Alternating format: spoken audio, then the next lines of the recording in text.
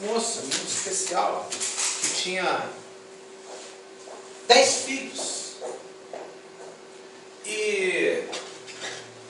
E ela conseguiu levar a sua filha até o 2º ano, sem que ela percebesse a pobreza que ela vivia. Porque todas as noites sua mãe lhe dava banho, penteava o seu cabelo, trançava o seu cabelo. Ela passava a sua roupa, engraxava o seu sapato. Ela tinha tudo o que ela precisava. Ela tinha 9 irmãos para brincar. Ela tinha bonecas feitas de retalhos de pano. Ela tinha livros. Ela tinha tudo. Ali adorava ir para a escola. Ela adorava o cheiro do lápis e da folha nova. Até que um dia, ela subiu na escada, encontrou com 2 meninas mais velhas, que uma segredou com a outra e disse assim: olha ali, a menina pobre. E pela primeira vez, Maria olha para o seu vestido e vê a cavinha. Pela primeira vez ela notou que o vestido dela tinha sido reaproveitado, que tinha sido costurado, doado por alguém. E aquilo entristeceu o coração dela. E ela, ao ir para a sua casa, começou a se questionar no meio do caminho: por quê que ela me chamou de pobre? Foi pela primeira vez que Maria olha para os seus pés e vê os pesados sapatos de menino. Quando ela vai chegando à sua casa e ela olha a tinta da casa, da porta, descascada, as marcas de dedo, o retalho, o pano de retalho no chão, a pintura da sua casa. E ela entra, passa por dentro da sua casa e vai para o seu quarto. Quase na hora do jantar, Maria decide tomar coragem e enfrentar a sua mãe. E ela desce, sua mãe está na cozinha. Ela chega e fala: mãe, nós somos pobres. Pela primeira vez, Maria começou a pensar que sua mãe iria lhe dar uma resposta que lhe satisfazesse ou que lhe agradasse. E a sua mãe pausadamente olha para ela, com a faca na mão, a qual descascava as batatas para preparar o jantar para aquelas crianças. Ela olha para sua filha e diz: pobre? Olha a tua volta, minha filha. Olha tudo que nós temos. Do outro lado na sala, 9 crianças brincando, se divertindo. Maria olha e a sua mãe diz: olha aí, nós temos um quintal com a natureza, com a presença de Deus à nossa volta, frondosas árvores, um quintal que nos convém e nos chama à aventura para brincar. Ela olha pela sua mãe e vê em cima da mesa uma tigela cheia de biscoitos de aveia que sua mãe acabara de fazer. E ela, pelos olhos da sua mãe, ela consegue enxergar e ver o calor do fogo, do fogão a lenha que saía. E ela olhou e disse: mãe. E a sua mãe olhou para ela e disse: filha, pobre é aquele que não tem um amigo. Pobre é aquele que não tem em quem confiar. Pobre é aquele que muitas das vezes não tem a quem recorrer. Sabe, nós podemos ser pobres de dinheiro, minha filha, mas nós somos ricos na graça, na misericórdia e nos cuidados de Deus. Aleluia. Aí a menina olha para sua mãe, dá aquele sorriso e vai embora brincar. E a sua mãe, sem saber, muitas das vezes ela não alimentava só o estômago de 10 filhos, ela alimentava a alma daquelas crianças. E muitas das vezes nós confundimos que prosperidade é riqueza, é condição financeira. Muito pelo contrário. Prioridade, prosperidade, sabe o que é? É você olhar para o seu filho como o irmão viu e ver ele com saúde. Prosperidade é você chegar na sua casa e ter o que comer. Prosperidade é você chegar na sua casa e ter uma cama para você deitar, um copo de água para você beber. É você no frio poder abrir o seu chuveiro e descer uma água quente. É você dobrar o seu joelho e saber que Deus tem cuidado de você. Prosperidade é isso. E quando eu comecei a ler isso aqui, eu comecei a meditar na história de Paulo. Paulo, ele chega numa cidade de Corinto. Era uma cidade grega. Era uma cidade que foi destruída por Roma e reconstruída pelos romanos.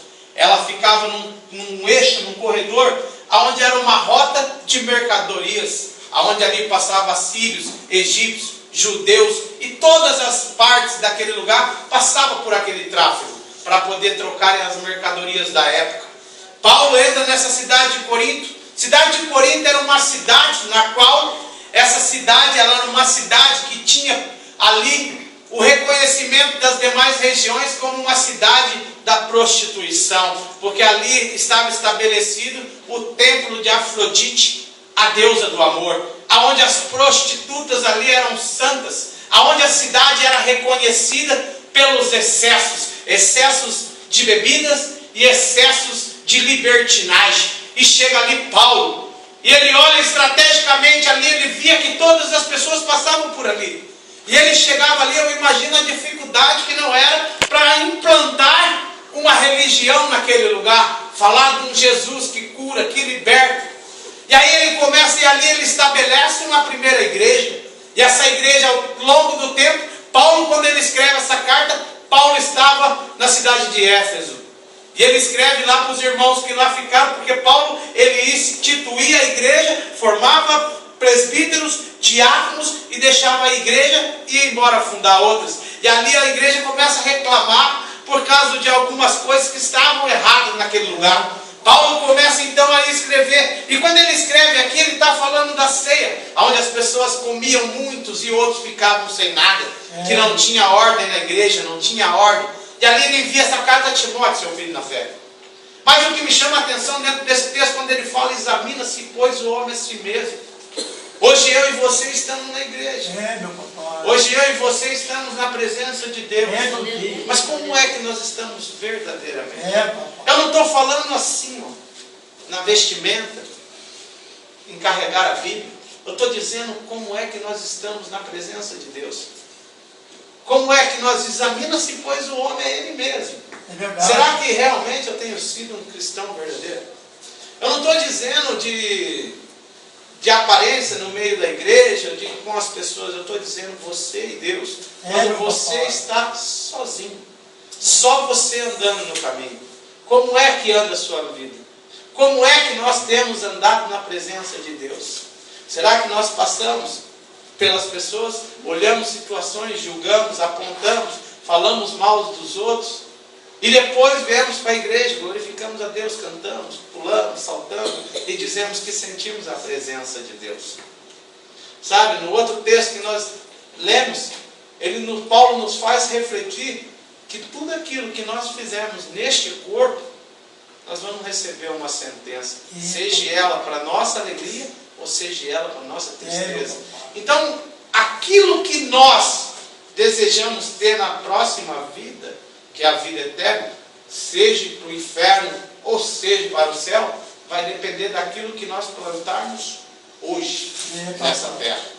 Porque é aqui que nós vamos decidir para onde nós vamos. A maneira que nós andamos hoje diante de Deus é o que nós vamos ser julgados por Ele. Aquilo que você faz de bom grado, de coração, quando você estende a mão a alguém que precisa, com toda sinceridade, sem esperar nada de volta, isso Deus tem anotado. E tudo aquilo que você faz também na má intenção, esperando retribuição, Deus também tem anotado. Deus, Ele nos conhece antes que nós mesmos nos formássemos. Ele já sabia de nós. Ele já sabia que este culto estaria marcado para o dia de hoje. Ele já sabia que essa palavra seria trazida nesta noite. Ele já sabe o que vai acontecer quando nós terminarmos esse culto. Quando nós demos um passo ali para fora. Deus já sabe o que vai acontecer no caminho. Deus, Ele tem na mão dele o controle de todas as coisas. E quando Ele fala assim, ó, clama a mim, que eu vou te responder, é porque Ele sabe aquilo que nós precisamos. E só Ele sabe a hora certa, a hora oportuna das coisas acontecerem. Porque na nossa vida nada acontece por acaso. Nada é do jeito que nós queremos. Muitas das vezes nós não entendemos por que passamos por certa adversidade na vida. Essas adversidades não são para nos humilhar, não são para nos envergonhar, não são para nos abater. Essas adversidades, ela tão somente é uma ferramenta que Deus usa para lapidar o meu e o seu caráter na presença dele. Porque para estar na presença de Deus, nós precisamos estar puros de coração. limpos de mão. Mas isso requer uma renúncia. Eu preciso entender que muitas das vezes eu vou pecar, eu vou errar, eu vou falhar, mas eu não posso viver errando e pecando. Eu preciso hoje, os mesmos erros que eu errei hoje, eu não posso errar amanhã. Porque eu preciso ter a vigilância. E muitas das vezes a vigilância ela nos custa um preço. Como é difícil abrir mão de um hábito que a gente tem. O hábito de apontar os outros. O hábito de mentir. O hábito de ser egoísta. O hábito que a gente adquire ao longo da vida. Algumas formas, jeitos que a gente tem, trejeitos que a gente tem. Como é difícil abrir mão. Mas é abrindo mão dessas coisas que a gente vai alcançar uma coroa incorruptível. Verdade.